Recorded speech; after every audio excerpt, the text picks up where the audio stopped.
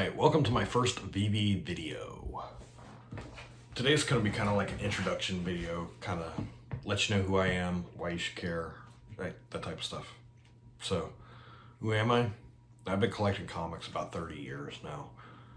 You know, I've been in and out of comic shops my whole life, and everybody I know has come from comic shops. Everybody I hang out with to this day are still people I met from the comic shops.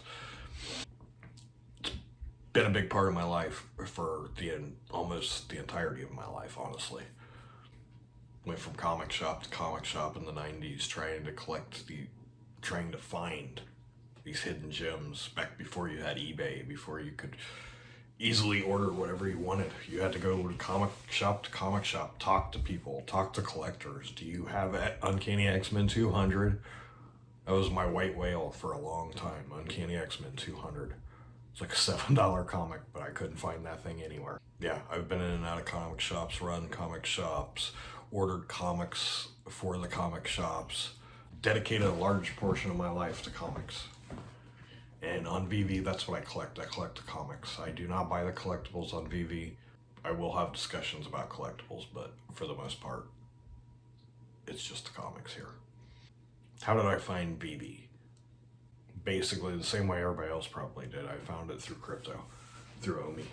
That's how I found VeVe. I was researching Omi, downloaded the app, looked at the app, and just kept watching the app.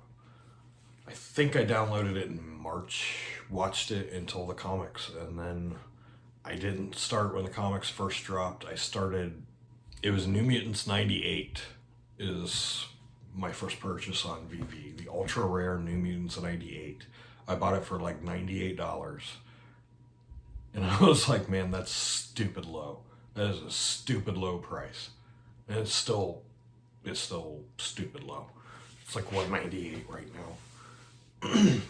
It's starting to go back up a little bit, but it's still, yeah. I tell somebody I've been collecting comics for 30 years. First thing they ask me is, which ones are the most undervalued? They all are. All of them. Once the mainstream comic book community hits VeVe, these comics aren't going to be available. These early ones, you're not going to be able to buy them anymore. That's just going to be the new reality. They're not going to be in the market. Amazing Spider-Man 1, Fantastic Four number 5, Fantastic Four number 1, Marvel Comics number 1, New Mutants 98. You're not going to be able to buy those. Once the mainstream comic book community is here, they're gone. Those comic books are gone. Consider them gone. Original cover or rarity? I say rarity.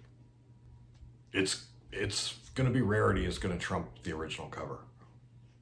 People are going to want the rarer. The hardcore collectors are going to want the rarer items. The rarer the item, the better it's going to do, I think, comic book wise. I could see some secret rares being outrageous where the common's like a $10 comic. Ultimate Fantastic Four 21. That secret rare is going to be valuable. That secret rare is going to disappear off the market.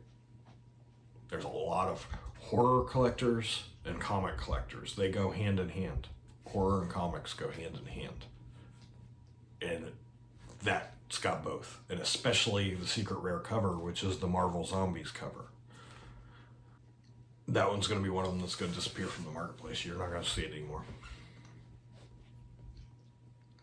There's at least 600 fans of horror and comics that are going to have that, and it's not going back for sale. It's going to be part of their collection. What are my thoughts on Amazing Spider-Man 252? Only having 1,000 mints. Not financial advice, but if I had the gems to get it, I'd get it.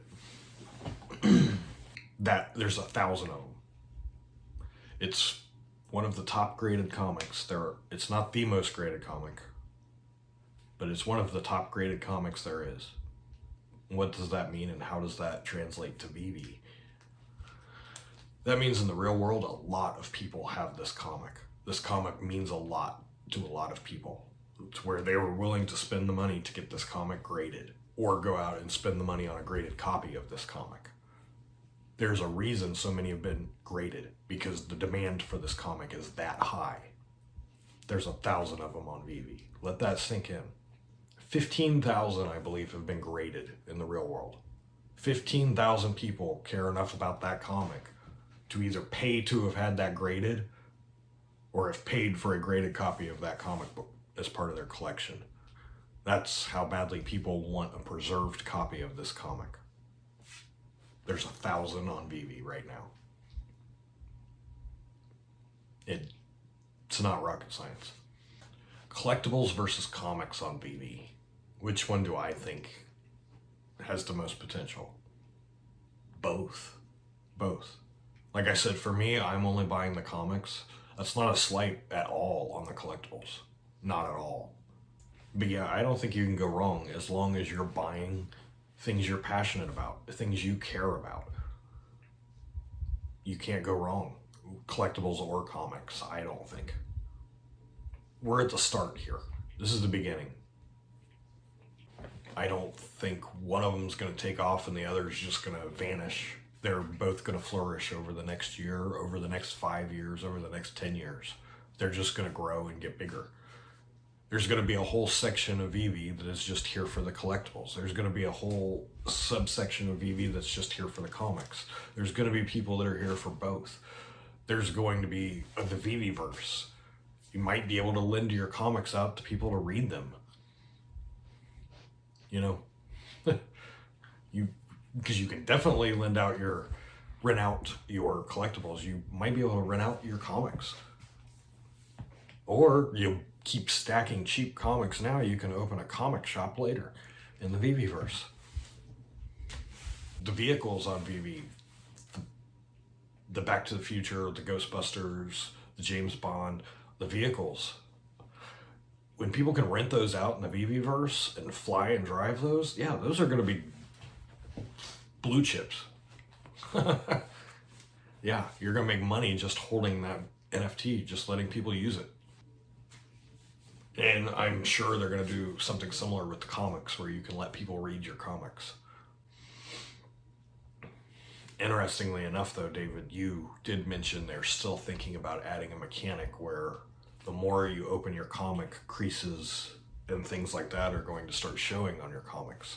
So then the choice would be, would you rent out your comics and let people read them, which is going to deteriorate the condition, and you're no longer going to have mint condition comics? Or do you just hold them and be one of the few people with a mint condition comic?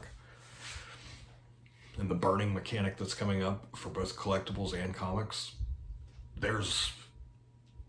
this year's going to be interesting to say the least. And David, you hinting there's more comic book publishers coming in 2022. I think he specifically said indie comic publishers. Didn't say anything about DC, but I'm assuming, I didn't know what they say about assuming, but I'm betting that we'll get DC too. If we've got Marvel, if we're getting Independence, and we've got DC Direct already, they've got to be in contact with DC. And it could be very interesting on the comic book side of things this year too. The thing that has me most intrigued is the independent comic publishers. There could be some real dark horses coming out of there. And if you know anything about comics, that was a pun and it wasn't meant that way. There's a dark horse comics, and that's not what I meant. But I want comics most people have never heard of. The comic book community is hot on. Something is killing the children. Things like that. Where a comic book fan would know what it is. General community still hasn't heard of it yet. So they're either going to have to go down that rabbit hole, look into it, and read what are some pretty good comics. Probably better. A lot of independent comics are better than what you get from Marvel and DC. Not all, but a lot of them are a little bit better quality. So it'll bring a whole new audience to some of these really good stories that the comic book community knows about. But the rest of us, they haven't done a TV series, they haven't done a movie, so the rest of the people out there just haven't heard about it yet. Now it's going to give a new audience an introduction to some of these comics. I think that's really exciting. That is really exciting for the comic book side of things. Do I think we're in a bubble? No. I think we're in a price discovery. This is, like I said, this is brand new. We don't know what everything's worth yet. We're figuring it out. That's what's happening. This isn't a bubble yet. Yet. I'm going off the comic book industry bubble from the 90s. It's right around the time I started collecting, I watched the industry collapse because of that bubble. And from what I saw then and what I'm seeing now, I don't think we're anywhere close to a bubble yet. What are these worth? What are people going to pay for these? That's what we're trying to figure out. I don't think it's accurate to say this is a bubble. And my future outlook for VeVe, man, it's like I'm saying, it's just some of the stuff I was speculating on with comics. DC Comics. Wow. You get Image Comics, get Dark Horse Comics, get some publishers that don't even publish anymore. Find some of the old publishers from the 90s that were taken out by the collapse of the industry bubble. There were a lot of good comic book publishers that just stopped publishing overnight because of the collapse of the industry. And I'd love to see them get a resurgence. Bring those characters back that we all remember. Bring those stories back that we all remember. But do it as an NFT. I know there's scans of these comics available that they can make into the digital files. I own some of them. And that's all I'm saying. But yeah, the people that created them, the creators, are still out there. I'm sure there's got to be a way to be able to find a way to bring these comics and resurrect them back. That would be really cool. That and some of the comics just from Marvel that we haven't seen yet.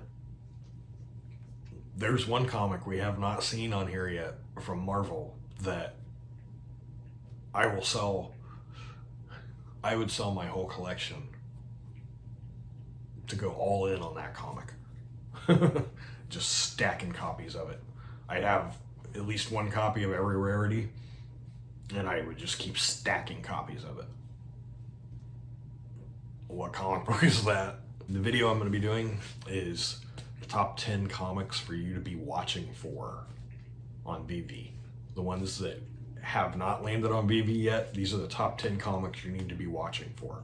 And this will be number 1 on this list. I'm not going to give it away today. You can see the bottom corner of it up there. But yeah, that'll be on that video. Watch out for that video. That's like be this week. It'll be this week. Yeah.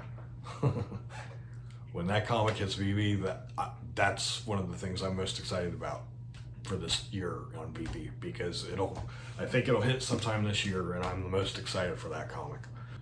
It's the most important comic that could hit VeVe. Yep.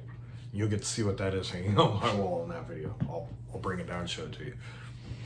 Yeah, so watch out for that. That's coming later this week. I've got some other videos. I'm going to talk about my investment strategy. It's not going to be a financial advice video. It's going to be telling you how I research the collectibles and the comics on VeVe. What I would do to research these things before you put your money into them.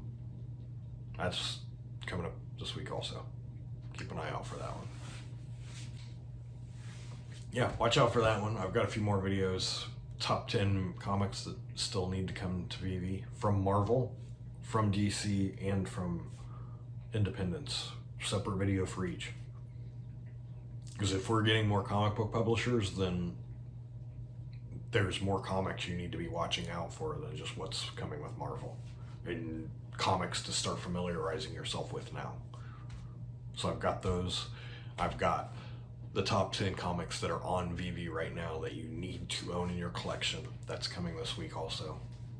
And top 10 sleeper comics on VeVe also. So watch out, I've got a lot of content coming this week.